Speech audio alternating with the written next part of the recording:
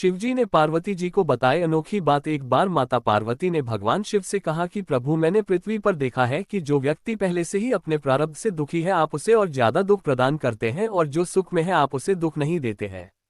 भगवान ने इस बात को समझाने के लिए माता पार्वती को धरती पर चलने के लिए कहा और दोनों ने इंसानी रूप में पति पत्नी का रूप लिया और एक गांव के पास डेरा जमाया।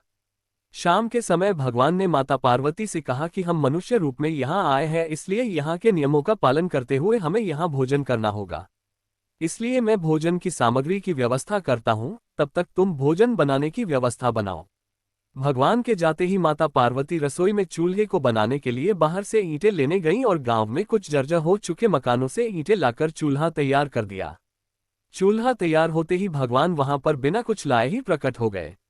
माता पार्वती ने उनसे कहा, आप तो कुछ लेकर नहीं आए, भोजन कैसे बनेगा? भगवान बोले, पार्वती अब तुम्हें इसकी जरूरत नहीं पड़ेगी।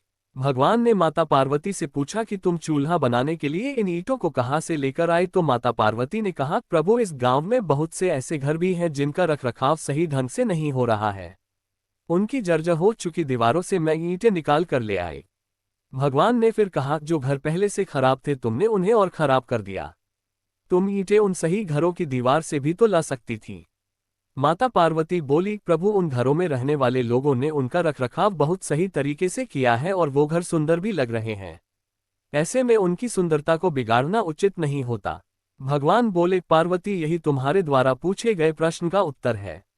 जिन लोगों ने अपने घर का रखरखाव अच्छी तरह से किया है, यानी सही कर्मों से अपने जीवन को सुंदर बना रखा है, उन लोगों को दुख कैसे हो सकता है? मनुष्य के जीवन में जो भी सुखी है वो अपने कर्मों के द्वारा सुखी है, और जो दुखी है वो अपने कर्मों के द्वारा दुखी है। इसलिए हर एक मनुष्य को अपने जीवन में ऐसे ही कर्म करने चाहिए कि जिससे इतनी मजबूत व खूबसूरत इमारत खड़ी हो कि कभी भी कोई भी उसकी एक ईंट भी निकालने न पाए। प्रिय बंधुओं व मित्रों, ये काम जरा भी मुश्किल नहीं है। केवल सकारात्मक सोच और निस्वार्थ भावना की आवश्यकता है। इसलिए जीवन में हमेशा सही रास्ते का ही चयन करें और उसी पर चलें। हर हर महादेव।